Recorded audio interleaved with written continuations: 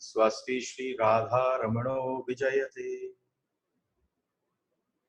ओम श्री गणेशाय नमः। ओम श्री सरस्वत्यै नमः। ओम श्री गुरुभ्यो नमः। ओम नमो भगवते वासुदेवाय।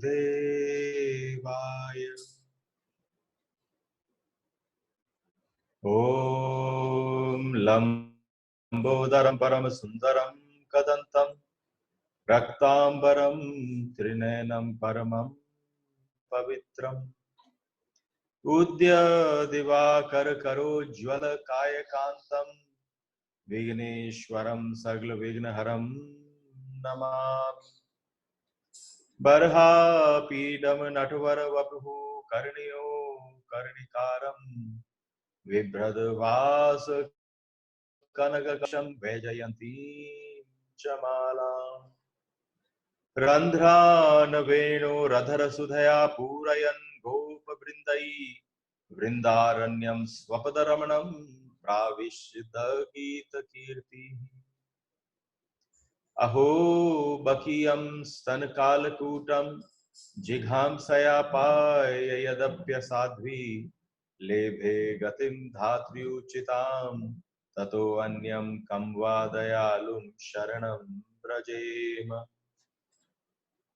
नारायणं नमस्कृत्य नरं चैव नरोत्तमं देवीं सरस्वतीं व्यासं ततो जयमुदीरये। हरेर्नाम हरेर्नामैव केवलं कलौ नास्त्यैव नास्त्यैव नास्त्यैव गतिरन्यथा। कृष्णाय वासुदेवाय हरये परमात्मने प्रणतक्लेशनाशाय गोविन्दाय नमो नमः। गोविन्दाय नमो नमः।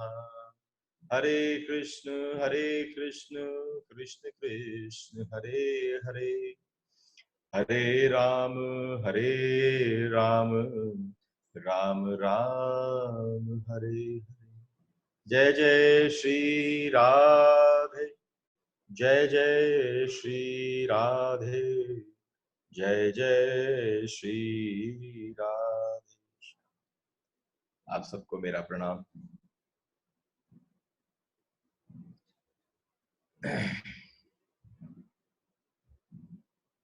तीसरा श्लोक मधुराष्टकम का बड़ी मधुरता लेकर आता है। और आप देखो, कुछ ऐसे तत्व हैं जिनके साथ भगवान कृष्ण का संबंध आपके सामने बस वो वस्तुएं आ जाएं, वो जैसे ही सामने आती हैं तो आपका संबंध या उन वस्तुओं का संबंध कृष्ण से ही का एक हो जाता है। कहीं से कोई धुन आ जाए बांसुरी की तो आपको बिल्कुल कृष्ण स्मृति हो जाती है। मैं जब भी कहीं भगवान की या किसी की भी बांसुरी सुनता हूं तो मैं सोचता हूं जब ये ऐसा बजा सकते हैं तो वो कैसा बजाते हैं। कहीं से गैया दिख जाए, कहीं से मोर दिख जाए, तो अलग अलग भाव प्रस्तुत होते हैं। लेकिन आज थोड़ा महत्वपूर्ण दिवस है। महत्वपूर्ण दिवस इसलिए है क्योंकि आज थोड़ा गहरा गोता लगाना पड़ेगा। और जब गहरा गोता लगा रहा हूं तो आप समझो, थोड़ी मेरी मुस्कुराहट से भी समझ लिया करो कि जो आपके बीच में, हमारे बीच में, हमारे हृदयों के बीच में जो अभी आदान प्रदान हो रहा है, वो आदान प्रदान करेगा क्या? वो आदान प्रदान एक और ऐसा परिचय कराएगा जो बड़ा विलक्षण है। क्योंकि बात किसकी है? प्रेम की। प्रेम को बढ़ाता कौन सा तत्व है? प्रेम को बढ़ाया कौन से तत्व ने है? तो हमारी गोपियां जिसको अनंग वर्धनम कहती हैं, वो साक्षात भगवान की वेणु है। और आप सोचते होंगे शुरू में हर 5-7 मिनट महाराज जी जो है खराब कर देते हैं। अब क्या करूं, खराब हो ही जाते हैं, क्योंकि मुझे भी थोड़ी देर लगती है मूड बनाने में, उस अवस्था तक पहुंचने में। आज जिस चीज की चर्चा कर रहा हूं वो गहरे में गहरा तुम्हारे हृदय का वो पुकार है, वो सुर है, वो वो तान है कि अगर एक बार स्पर्श हो जाए तो आप समझना आपका हृदय उससे कभी दूर नहीं रह सकता। एक प्रेम शब्द को एक कवि ने बड़े सुंदर तरीके से गाया है, और जिस तरीके से उस प्रेम तत्व को उसने गाया है, समझ में नहीं आया तो समझाऊंगा, लेकिन जरा एक बार गौर से सुनना। रति बिन राज रति बिन पाट, रति बिन छत्र नहीं एकटी को, रति बिन साधु रति बिन संत, रति बिन जोगन एक जति को, रति बिन मात रति बिन तात, रति बिन मानस लागत फीको। कवि गंग कहे सुन शाह अकबर, या नर रति बिन एक रति को, या नर रति बिन एक रति को। ये रति क्या है? कुछ आई समझ में नहीं आई? अगर इसको गौर से श्रवण करो तो एक रति के कितने अर्थ कर दिए। और जब इसको गुजरात की शैली में कहा जाता है तो बड़ा सुंदर लगता है। जब हम इसको अपनी कथा में अपने संगीतज्ञों से कहते हैं कि भैया जरा डांडिया शैली में इसको गाओ, तो उसका आनंद, उसका रस बढ़ जाता है। As I said, not so familiar with the singing parampara. And still, when you want to try out certain things, it just happens. तो रति बिन राज रति बिन पाट, रति बिन छत्र नहीं एकटी को, रति बिन साधु रति बिन संत, रति बिन एक जोगन हति को,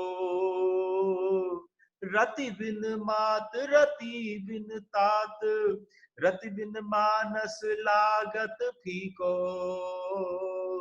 कवि गंग कहे सुन शाह अकबर, या नर रति बिन एक रति को, या नर रति बिन एक रति को। अरे जिस रति बिन राज, जिस राजा में रति न हो, उसमें अपनी प्रजा के लिए प्रेम न हो, तो वो राजा कौन सा राजा 2-4 वर्ष का राजा रह जाएगा।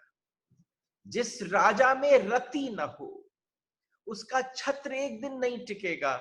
जिस साधु में रति न हो, जिस संत में रति न हो, जिस जोगन में उसके लिए रति न हो, जिस माता में पुत्र पालक के लिए, अपनी संतति परिवार के लिए रति न हो, वो माता माता कहलाने लायक नहीं, साधु साधु कहलाने लायक नहीं। सारी चीजें रति से संबंधित करी हैं कवि ने। और अंत में उसने क्या कहा? उसने कहा ये मानव जो है इस रति के बिना कितना है, जो सोने से सुनहर जिस चीज से तोलते हैं, उस तोलने वाले पदार्थ को रत्ती कहते हैं। रत्ती में तोला जाता था सोना। तो इसलिए जिसके जीवन में प्रेम नहीं है, उसकी कौड़ी, उसकी कीमत रत्ती भर भी नहीं है। तो रति, आज जिस भाव में हम दर्शन करने जा रहे हैं वो बड़ा अद्भुत है। वेणुर मधुरा, वेणुर मधुरा, वेणुर मधुरो रेणुर मधुरो, पाणिर मधुरः पादौ मधुरो, नृत्यम मधुरम नृत्यम मधुरम, सख्यम मधुरम मधुराधिपते रखिलम मधुरम। क्या जाना अभी तक आपने? देखो ऐसा है, हर बार नित्य अलग अलग प्रकार से निवेदन करता हूं। आज पुनः हाथ जोड़कर नमन कर रहा हूं। आज की भाव को श्रवण करके जाना, सुनकर नहीं, क्योंकि आज ये बहुत सारी चीजें दिमाग में खोल देगा भगवान कृष्ण की भक्ति के बारे में। भगवान को तुमने क्या समझा, क्या बजाते हैं? आपने 4 वादन सुने हैं समस्त कृष्ण लीला में। जो 4 वादन है, सबसे पहला वादन है मुरली, दूसरा वादन है बांसुरी, तीसरा है वेणु और चौथा है वंशी।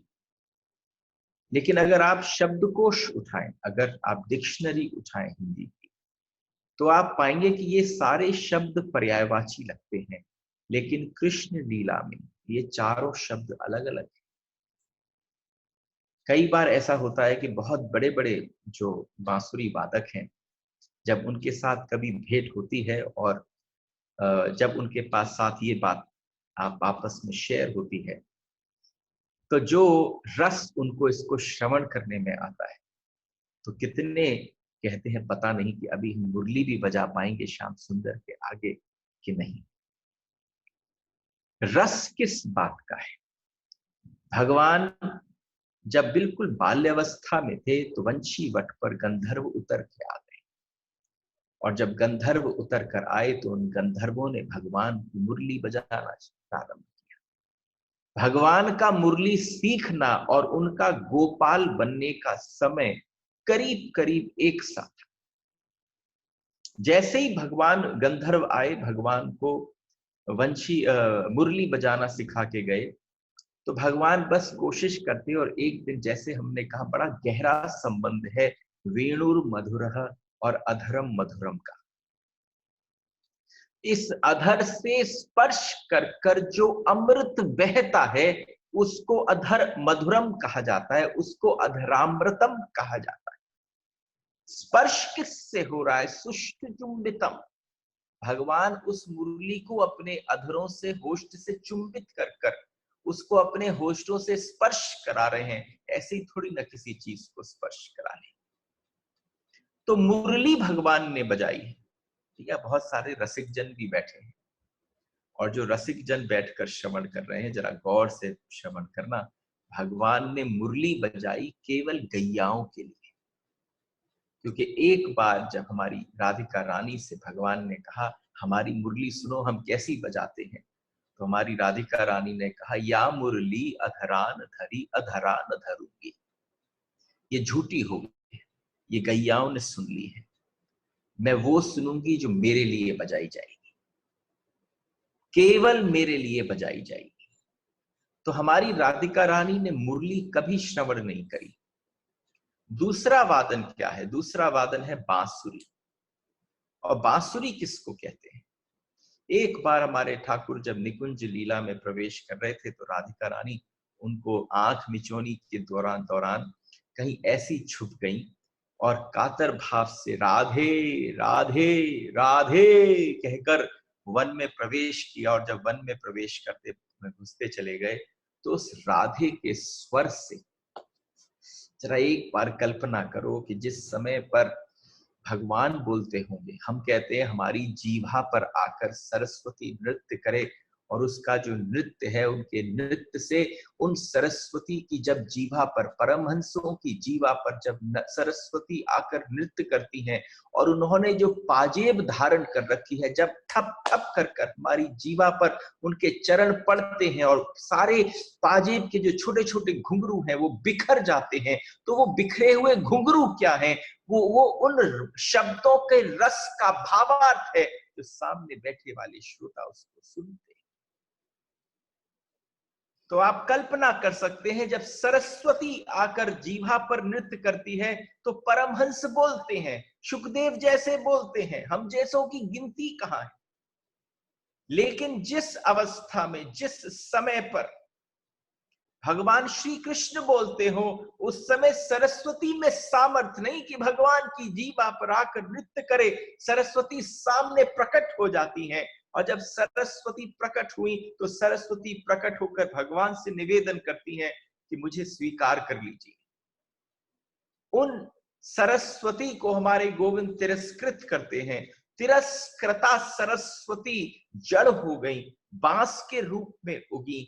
और बांस जब उगने लगा तो भगवान ने कहा इसी में से जब उस बांस की बांसुरी बनी, तब भगवान ने उसे अपने अधरों पर धरा, अपनी ही प्रेम की परिणति का उपभोग कर लिया।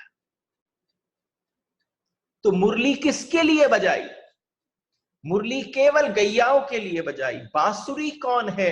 बांसुरी साक्षात सरस्वती है, अपनी ही प्रेम की परिणति का उपभोग करते हैं। वेणु कौन है? वेणु हमारे गोविंद ने पूरी प्रकृति के लिए बजाई। ये समझो जब वेणु गीत हुआ तो उस वेणु गीत के भीतर जो पूरा ब्रह्मांड है, पूरी प्रकृति है। अब तक तुम्हें दिखता नहीं है कि पूरी प्रकृति के भी कान होते हैं, लेकिन जब हमारे श्याम सुंदर ने अपनी वेणु गीत का नाद किया तो वेणु के वादन से ऐसा हुआ जैसे पूरी प्रकृति को कान रूपी इंद्रियां प्राप्त हो गई। पूरी प्रकृति जो है वो कानों के रस से, यानी न आंख में इतना सामर्थ्य था, न किसी इंद्रिय में इतना सामर्थ्य था।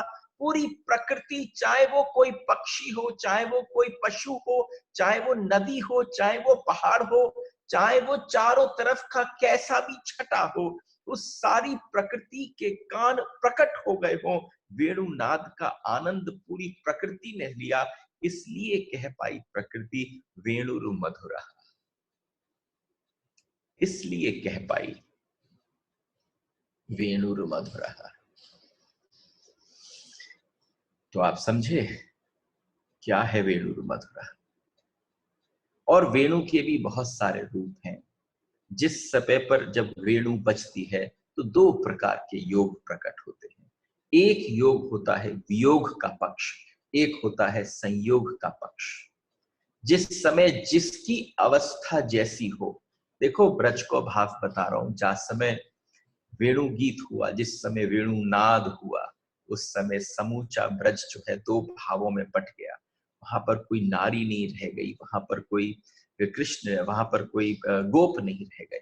एक बार की बात है, आपको छोटी सी बात बताऊं कि जब दो भाव बटते हैं, एक वियोग का भाव है, यानी भगवान से दूरी हो जाए, भगवान से विरह हो जाए।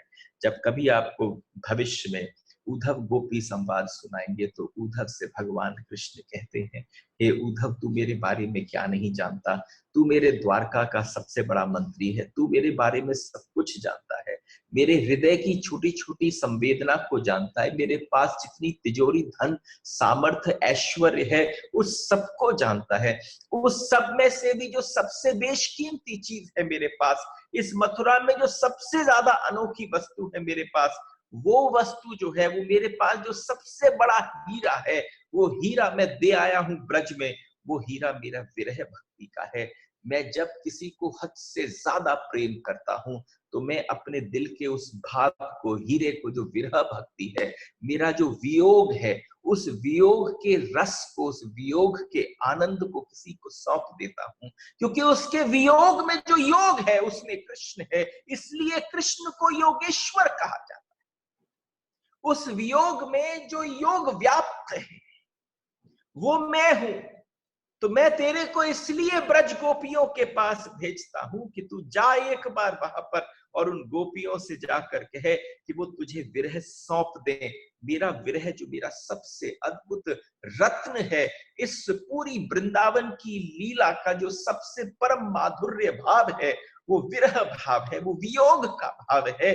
जब गोपियां उस विरह को अपने हृदय के अंदर रख लेती हैं, उसके बाद उस हृदय में फिर कृष्ण के विरह के बिना कुछ प्रविष्ट नहीं होता। इसलिए बड़े से बड़ा ज्ञानी भी वहां पहुंच जाए, कोई बृहस्पति का पुत्र भी वहां पहुंच जाए, वो बृहस्पति का शिष्य उद्धव वहां पहुंच गया, वो एक एक गोपी के जीवन में पहले ढूंढता रहा।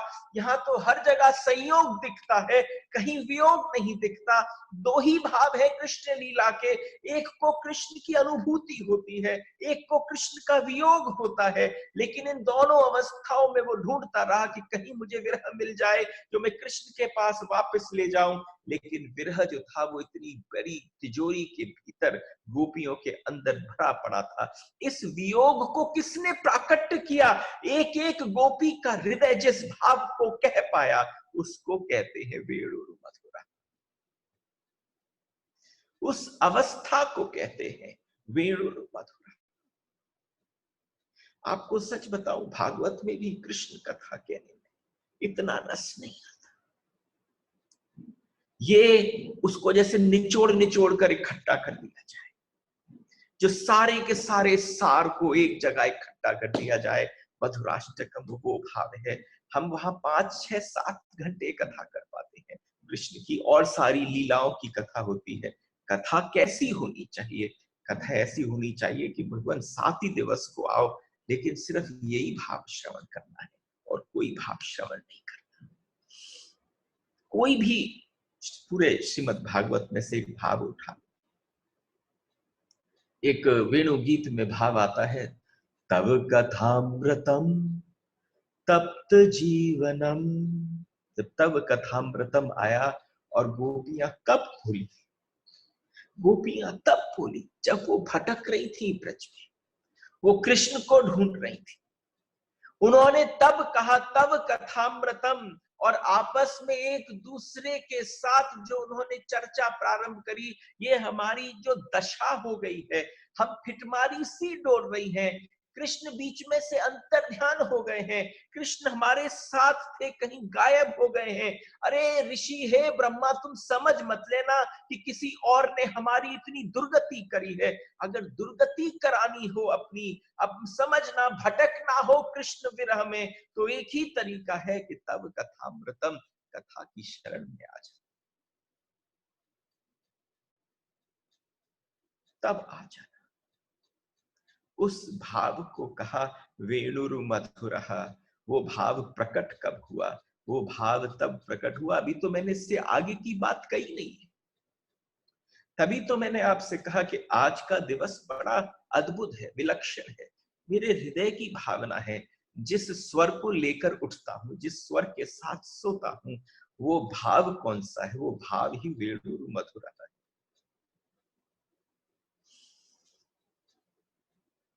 तो दो पक्ष हैं इसके, एक वियोग पक्ष है और एक संयोग पक्ष है। वियोग पक्ष में क्या होता है? गैया कान उठाए पान न करे, सूरदास जी कहते हैं। गैया कान उठाए पान न करे। गैया के एक बार कान उठ गए, जैसे ही वेणुनाद हुआ, दर्शन करो ना मेरे साथ, ब्रज आ जाओ, यहीं आ जाओ। एक बार देखो कि गैया जो है, उसके कान उठे जैसे ही वेणुनाद प्रारंभ हुआ, और उसके उठते ही जैसे ही कान उठे, उस गैया ने मुंह जो है वो वापस पानी में नहीं डाला। उसका जो वियोग पक्ष था, वो कान खड़े के खड़े रह गए, नीचे उतरे ही नहीं, क्योंकि वेणु का रस था। जब ऐसे गैया ने वियोग में सुना, तो तब कह पाई एक एक ब्रज की गैया वेणुर मधुरा। तब कह पाई पक्षी न बोले कछु। एक एक पक्षी सारे कतारबद्ध बैठे हैं वृक्षों के ऊपर, लेकिन एक भी पक्षी जो है वो मुंह से आपस में संवाद नहीं कर रहा। कोई कोयल कुहू कुहू नहीं कर रही, कोई कोई मोर जो है वो किसी प्रकार की ध्वनि नहीं कर रहा। किसी प्रकार का पूरे वृंदावन के अंदर ऐसा वियोग हो गया है, क्योंकि कृष्ण का जो स्वर है वो सुनाई दे रहा। कृष्ण का स्वर सुनाई दे रहा। बच्चा दूध न पीवते थनन मुंह। अरे जैसे ही कान के अंदर उन बछड़ों के स्वर पड़ा वेणुर मधुरहा, उस समय उन बछड़ों ने अपनी गैयाओं के थनों से जो मुंह लगा ही रहे थे, बिल्कुल जैसे उनमें से दूध चुचा रहा हो। वो बछड़ा केवल मुंह डालने ही वाला था उस थन में, लेकिन वो वहीं रुक गया।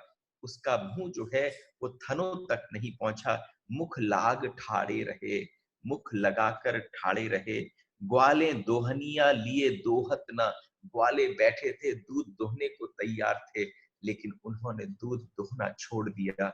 जिस समय वेणुनाद प्रारंभ हुआ, समस्त ब्रज ने, समस्त ब्रह्मांड ने जिसको श्रवण किया, उसका एक पक्ष है, वो है वियोग पक्ष। और जब बजती है बांसुरी तो फिर उस समय क्या होता है, इसका संयोग पक्ष क्या है? ये संयोग पक्ष है, नाचे हंस चकोर मुनिया कोयल परेवा, आगिन बुलबुल तितिर टिटिमी टिटिमी पन खड़ी। जिस समय पर संयोग पक्ष होता है, ऐसा लगा कि तैयार था पूरा ब्रजमंडल नृत्य करने के लिए। उस समय जिसके कानों में ये स्वर पड़ाई दिया, जो आपने पहले सुना वो वियोग पक्ष के थे, जो अब सुन रहे हो ये संयोग पक्ष के हैं। इनके साथ क्या हुआ कि जब कान में वेणुर मधुर पहुंचा तो एक एक को ऐसा लगा जैसे सिर्फ थाप की आवश्यकता थी। तुम बैठे बैठे कभी कोई बहुत सुंदर संगीत चलता है तो तुम्हारे हाथ पैर उठने लगते हैं, तुम्हारा हाथ जो है वो तुम्हारे जांघों पर पड़ने लग जाता है। ऐसा लगा उस समय सब तैयार थे, बिल्कुल हृदय तैयार था नृत्य करने के लिए। तो जो संयोग पक्ष है उसमें समस्त ब्रज मंडल जो है वो नृत्य करने के लिए आतुर हो गया। इसलिए कहा गया दो पक्षों के अंदर की बात है, वेणुर मधुरा। एक छोटी सी बात है कि देखो यहां पर यह बोला गया कि जिस समय पर यहां पर वेणु बजी, उस समय अवस्था कैसी हो गई?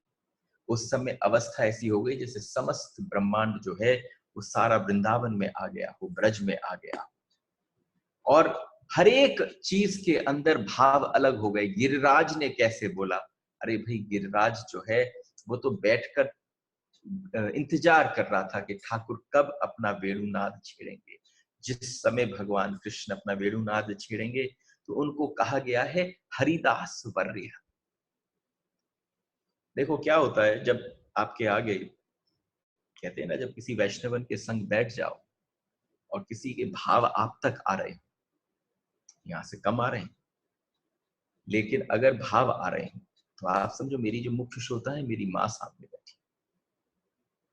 तो जब किसी के मन के भाव आप तक आ रहे हो तो आपको कहने का मन और बढ़ जाता है।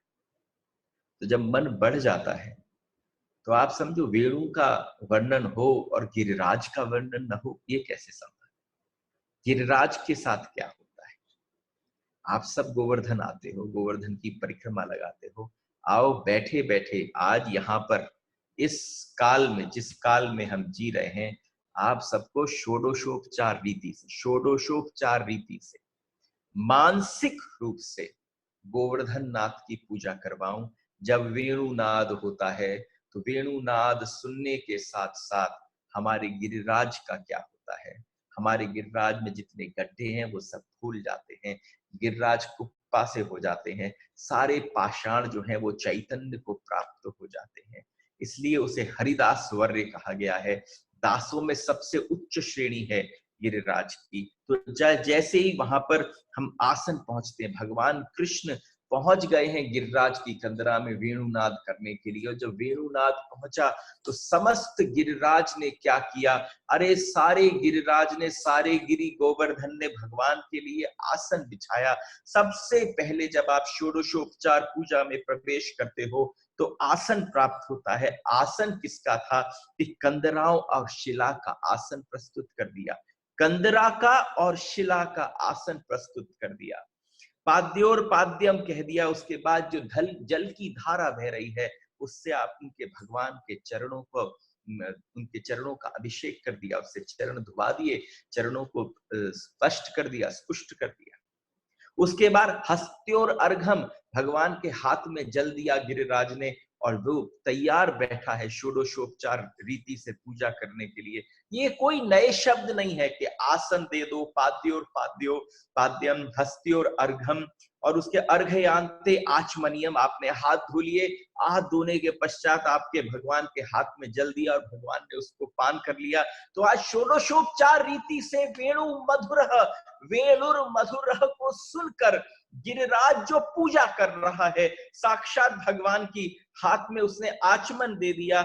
आचमनियांते स्नानम, उसके बाद पूरे उनके श्रीअंगों के ऊपर चारों तरफ से जो गिरिराज में बहती हुई जल की धाराएं हैं उनसे भगवान का स्नानम, आचमनियम स्नानम करा दिया। स्नानांते पुनः आचमनियम, स्नान के बाद पुनः आचमन होता है, उसको करा दिया आचमन। उसके बाद गंध चंदन के वृक्ष की रगड़ आदि वहां पर जो हवा बह रही है उससे धूप चंदन आदि सब प्रकट कर दिया।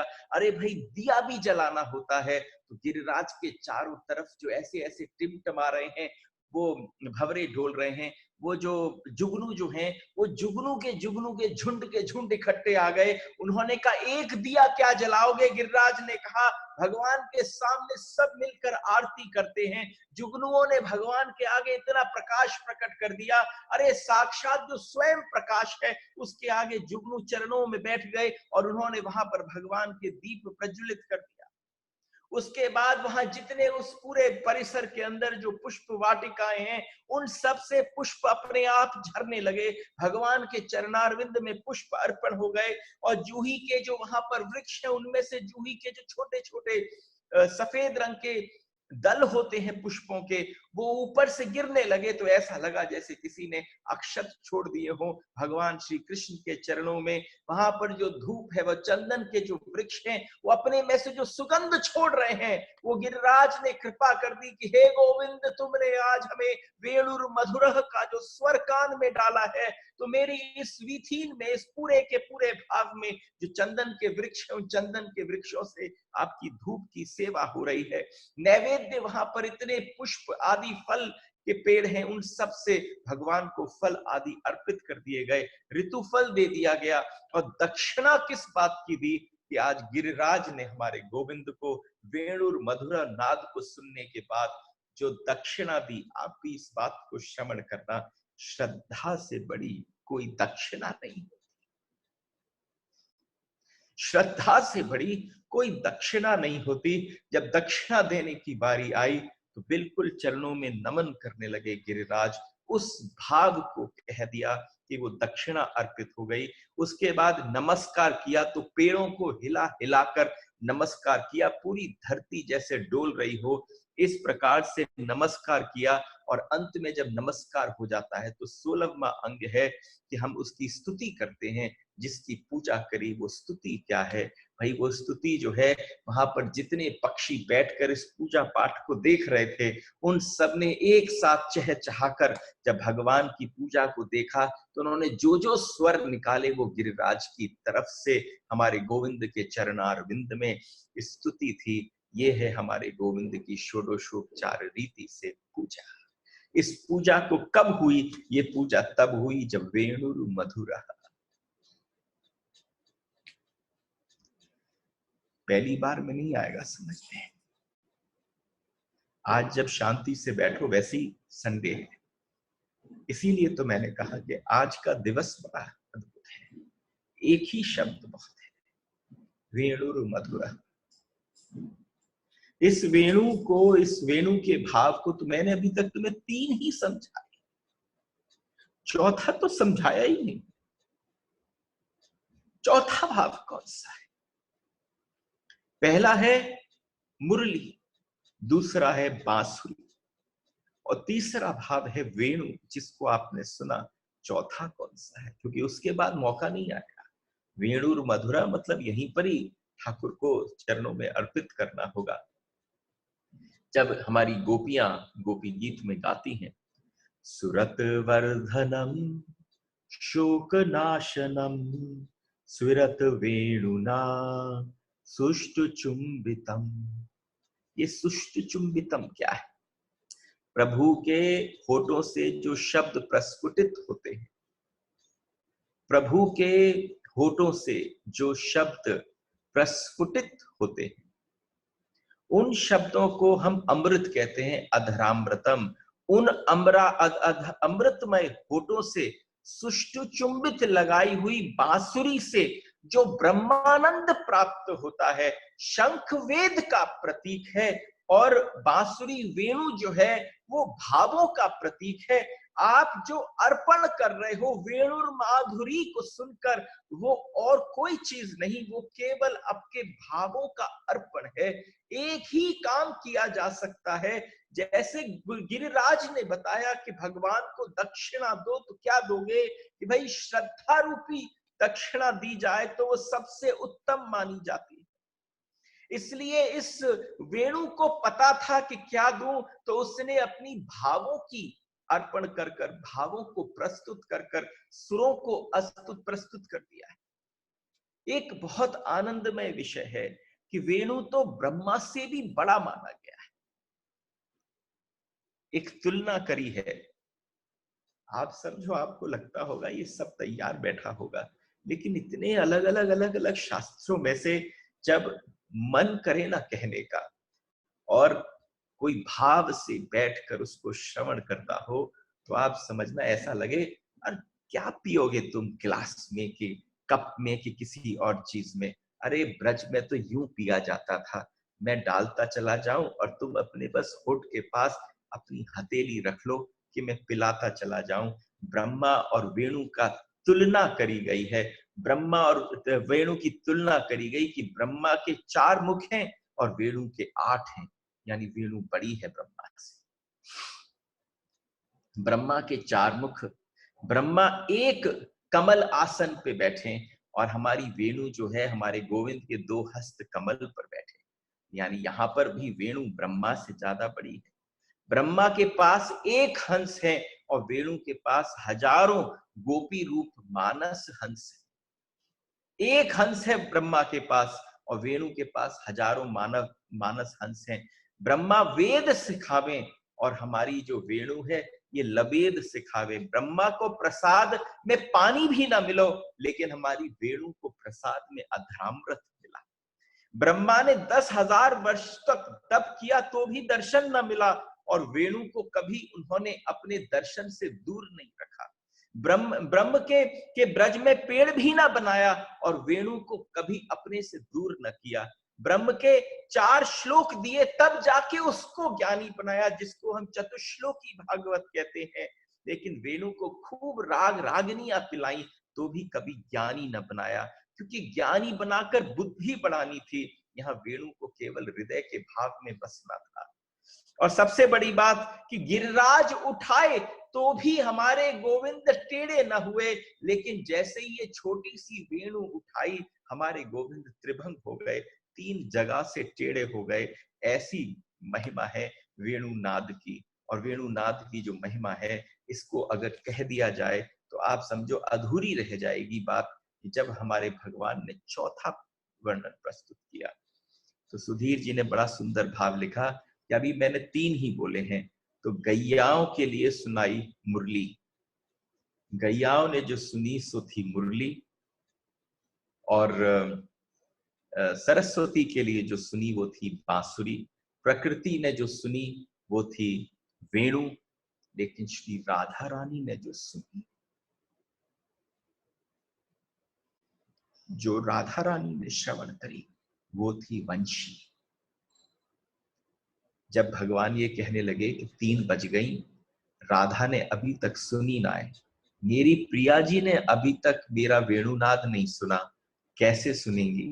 तो मुझे कोई ऐसा तत्व चाहिए जो केवल राधिका रानी श्रवण करे। सबसे पहली बात जाए तो कौन है? वंशी गुरु है।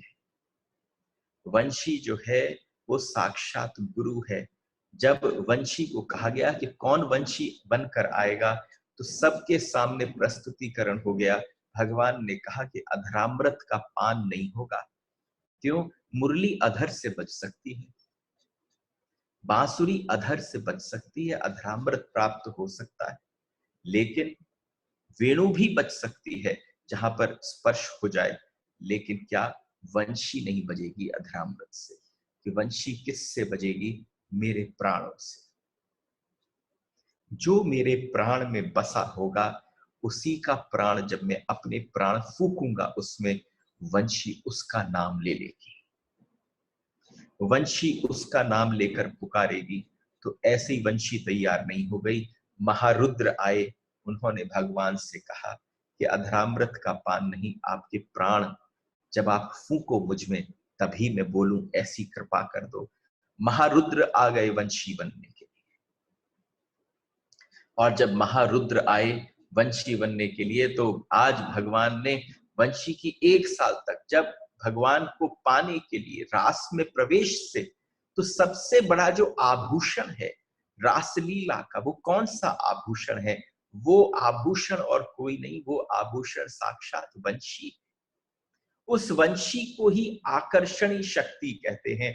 उस वंशी को ही भगवान ने, जब आप इस परंपरा में, जब आपकी दीक्षा होती है, जिसको आप ब्रह्म संबंध कहते हैं, वो ब्रह्म संबंध जो है, वो वंशी में जो भगवान ने जो नाद छेड़ा था, उस नाद से होता है। और जब उस नाद से संबंध होता है, वो कौन सा नाद था? वो कल नाद था। भगवान ने 1 साल तपस्या करी गोपियों को अपने पास, राधा रानी के लिए, कि मैं उसका ही नाम डालूं वंशी में और मेरे पास श्री राधिका रानी आ जाए। तो आप समझो 1 वर्ष तक भगवान ने उसकी तपस्या करी और वंशी ने भगवान की उस आराधना को देखा। आप समझो, हम सब कहते हैं अरे आराधना करो, आराधना करो, आराधना करो। किसकी करो?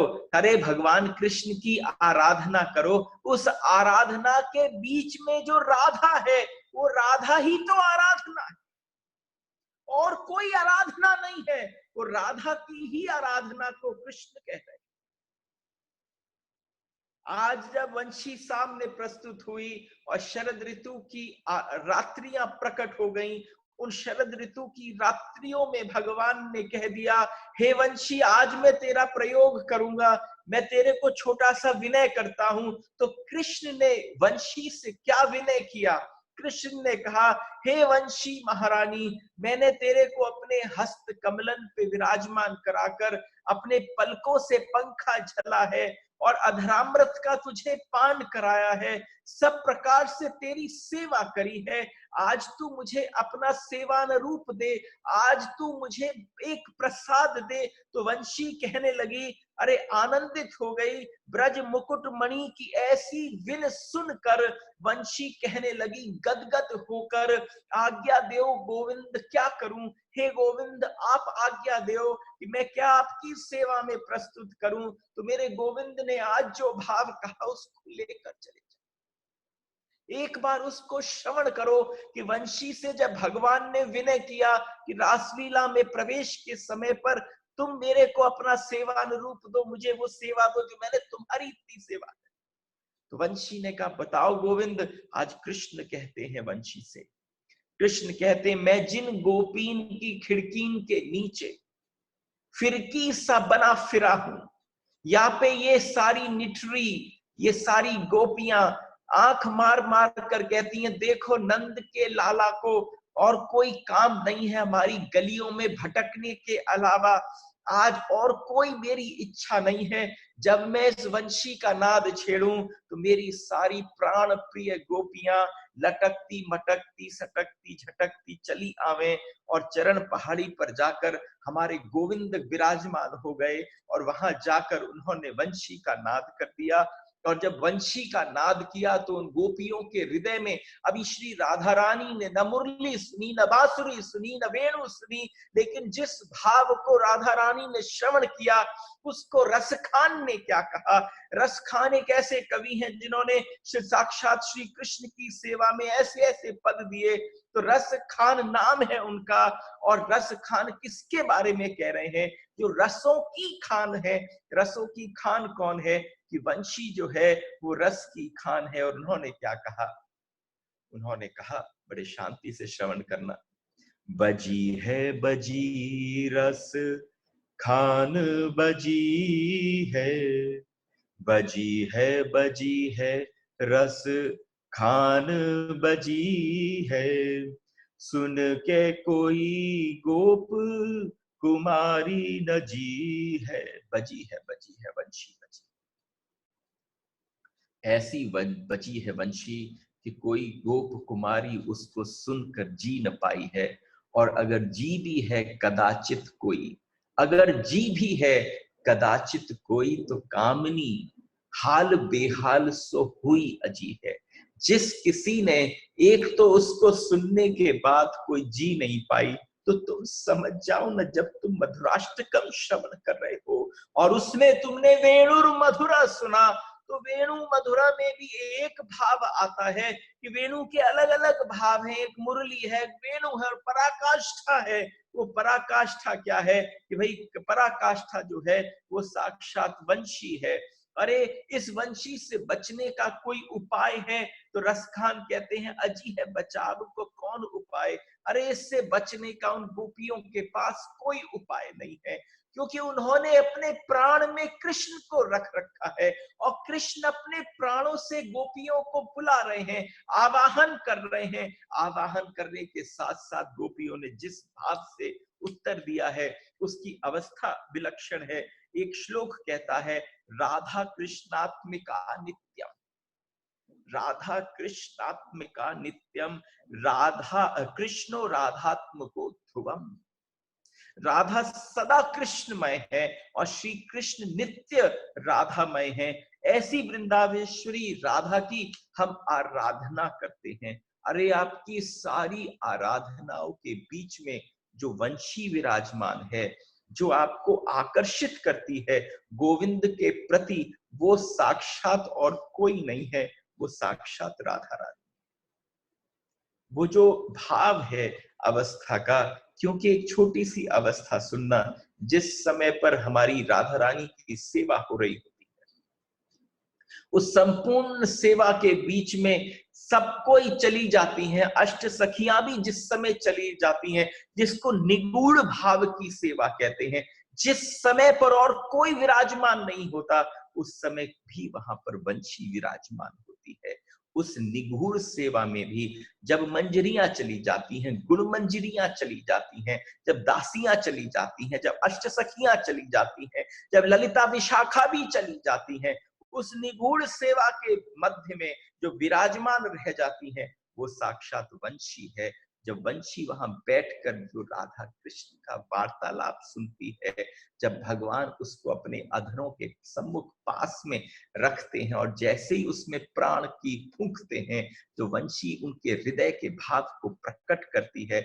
जिसके हृदय में वो भाव प्रविष्ट हो जाता है, वो व्यक्ति कह पाता है वेणुर मधुरा, वो कह पाता है। एक रास पंच अध्याय में बड़ा सुंदर सा श्लोक है, निशम्य गीतम तदनंग वर्धनम, निशम्य गीतम तदनंग वर्धनम, अनंग वर्धनम। भाई ये वंशी गीत क्या है, वेणु गीत क्या है? अरे ये वेणु गीत और कुछ भी नहीं है, गोपियों के दर्शन की लालसा ही एक। गोपियां जो कृष्ण के दर्शन करना चाहती हैं, कृष्ण से मिलना चाहती हैं, वो जो लालसा किसी के हृदय में होती है, ये वो समझ पाएगा जो भक्ति योग का आचार्य, जो भक्ति के उसमें डूबा हुआ है। आप समझो, आपको लालसा जगत की वस्तु की होती है, तो कैसी लालसा उठती है। आज उसका व्यसन कौन है कि कृष्ण है। उसको जिस व्यसन की आवश्यकता और लालसा है वो कौन है, और उस व्यसन की तरफ अगर कोई उसे ले जाए तो वो उसको कितना प्रेम करेगी। तो ये साफ कह दिया कि वंशी का जो गीत है वो अनंग वर्धनम रूपक है। अरे वो धधकती हुई लपट बढ़ाने वाला है, वो आग को बढ़ाने वाला है। वो कैसा कि गोपियों की जो दर्शन लालसा है वो ईंधन है। श्री कृष्ण के विरह ताप में वो सूख गई है, कृष्ण के विरह में वो सूख गई है। अरे कैसी वाली, जब आपने कठोपनिषद सुना तो हमने आपसे कहा था एक ऐसी अग्नि हो, उस अग्नि में से धुआं न निकले। तो यहाँ पर वो निर्धूम ज्योति वाली जो गोपी है वो है जिसने अपने आप को सारे संसार के विषयों से सुखा दिया है। वो विषय सारे गीले थे, इसलिए वो विरह के भाव में रहकर सूख गई है। स्नेह की चिकनाई से वो सरस हो गई है, स्नेह की जो चिकनाई है उसने उसको सरस कर दिया है। गीत क्या है कि वेणु गीत जो है, मधुराष्टकम जो है, वेणुर मधुरा जो है, वह अग्नि बन गई है और बांस की फूंक से वो धधक गई है। अरे जब प्रसाद बनाते हो तो बांस की जो फूंक होती है उससे अग्नि को बढ़ाते हो। कृष्ण ने और कुछ नहीं किया। वेणुर मधुरा का तात्पर्य है भगवान ने उनके हृदय में बैठे हुए अपनी लालसा को केवल ईंधन दे दिया। उस भाव को कहते हैं वेणुर मधुरा, उस भाव को कहते हैं। अब हमारे गोविंद की, घनश्याम की कृपा वृष्टि के बिना, अब हमारे गोविंद की रसामृत की रस के बिना, अब गोविंद के मिलन के बिना, गोविंद की बाहुओं के बिना, अरे जिस समय पर यह गीत गान हुआ उस समय पर बड़ा अद्भुत और विलक्षण स्वरूप प्रकट हुआ। क्योंकि जैसे ही वंशी प्रकट हुई, देखो राधा रानी को पहली बार निमंत्रण बजती होगी, अगल बगल में मुरली बजती होगी, बांसुरी बजती होगी, खूब सारी बंशी, बांसुरी और वेणु, लेकिन राधा का रानी ने कभी उसको श्रवण नहीं दिया, कभी उसको कान नहीं दिया। लेकिन जब एक बार वंशी बजी तो वंशी में क्या बजा, वेणुर मधुरा कहकर कैसे राधा रानी के हृदय में वो धधकती हुई लालसा बाहर प्रकट हो गई कि किसी कोई चीज राधा रानी को खींचकर कृष्ण के पास ले जाए, कृष्ण को खींचकर राधा रानी के पास ले आए। तो राधा कृष्ण ने जो वंशी में नाद छेड़ा, आज वंशी को मस्तक से लगाया और कहा कि मेरे मन की जो भावना है, जो मेरे भीतर सबसे गहरा प्रेम तत्व है, उस तत्व को उजागर कर दे। तो वेणु ने भी आज, उस वंशी ने भी आज उस तत्व को उजागर कर दिया। और क्या भाव उसने राधिका रानी के कानों में, कर्णों में क्या प्रविष्ट हुआ। तो कृष्ण ने उनको कैसे पुकारा, उन्होंने ऐसे पुकारा, हे राधे वृषभानुभूप तनये, हे पूर्ण चंद्रानने, हे कांते कमनीय कोकिल रबे, वृंदावने धीश्वरी, हे मत प्राण परायणे च सुभगे, हे सर्वयूथेश्वरी, आगत्य त्वरितं शीघ्र आओ, आगत्य त्वरितं त्वमत्र विपिने, मां दीनमानंदय, हे राधे वृषभानुभूप तनये। इस प्रकार से राधे रानी को बुलाया। और जब अक्रूर आया,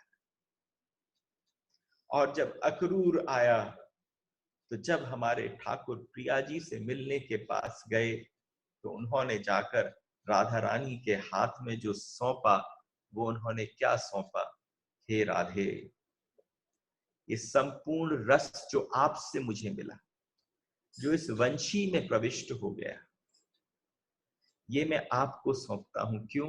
क्योंकि मेरे पीछे ब्रज की रक्षा आपके हाथ में है, ब्रज की डोर आपके हाथ में है, मैं आपके हाथ में हूं। जब वंशी नाद होगा तो कृष्ण मौजूद होगा। तो जब जब राधे वंशी का नाद करती हो, तो कृष्ण को जो रस प्राप्त होता है, उसको कहते हैं वेणुर मधुरा। उस रस को कहते हैं वेणुर मधुरा। आप सबको यही प्रणाम करता हूं। आज की कथा यही विश्राम करते हैं। एक आप सबके साथ छोटी सी बातचीत करनी है, अभी इस पर निर्णय नहीं लिया गया। जैसे हम सबको पता है कि, क्योंकि मेरा बिल्कुल मन नहीं था कि मैं मधुराष्टकम की कथा के दौरान एक बार भी जिस पीरियड से हम निकल रहे हैं, उस अवस्था का या उस सिचुएशन का नाम भी लूं। तो हम जिस आनंद के पल में जी रहे हैं इस क्षण, मेरा मन है कि हम सब आपस में कर लें, क्योंकि ये नहीं पता आज के बाद कल खबर कौन सी आए कि ये सब कुछ हमारा आवागमन प्रारंभ हो जाए। तो उस आवागमन प्रारंभ से पहले हम निर्धारित करें कि जो हमारी श्रृंखला बनी हुई है श्रवण की, यहाँ पर अगर किसी को समझ में नहीं आ रहा है तो हम टाइम को या किसी चीज को कोई परिवर्तन करें, या कोई और चीज की आवश्यकता हो तो आप हमें बताएं कि हम सब मिलकर फिर एक टाइम पर निर्धारित हो, अलग अलग टाइम्स डिफाइड नहीं हो सकते। मेरी अभी निकेत जी से भी बात नहीं हुई, उनकी भी उपलब्धता और उनकी भी समय की, उसका हमें सम्मान करना पड़ेगा कि वो भी किसी और टाइम को अगर हम डिसाइड करते हैं कल के बाद, कल से मतलब, तो वो हमारे व्हाट्सएप का जो ग्रुप है, मुकुल जी कह रही हैं she is okay with 11 AM. If everybody is okay, then I'm very okay with 11 AM. And we'll decide among ourselves. And okay, I think 2 people have already said okay with 11. I think Sudhir Kumar ji wants to share something. आप सुधीर जी अगर आप अपने आप को unmute करें और बोलें, या निकेत जी उन्हें अनम्यूट करें और वो बोल पाए तो। Sudhir ji, I am unmuted. हाँ स्वामी जी, बहुत अच्छा लग रहा है। काफी स्टेट में ऑलरेडी लॉकडाउन बढ़ चुका है। जैसे मैं महाराष्ट्र बॉम्बे से बोल रहा हूँ, 31 तक हो गया है। बहुत अच्छा लगेगा ये टाइम 11 बजे का रखा जाए। बहुत ही शुभ और बहुत अच्छा टाइम हुआ। आपसे विनती है प्लीज 11 बजे। आई थिंक बस ठीक है, तो हम 11 बजे ही रखते हैं। आप सबसे पुनः कल भेंट होगी। आप सबको प्रणाम। राधे राधे। हरि बोल।